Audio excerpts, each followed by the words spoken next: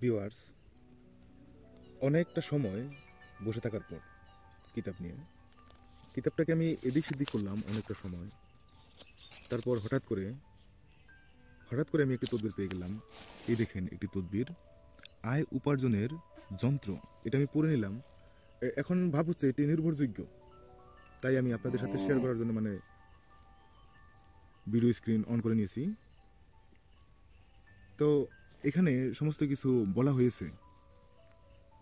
আমি যদি আপনাদেরকে পড়ে দেই তাহলে অনেকটা সময় যাবে। তা আপনারা ভিডিও পজ করে করে পড়ে নেবেন।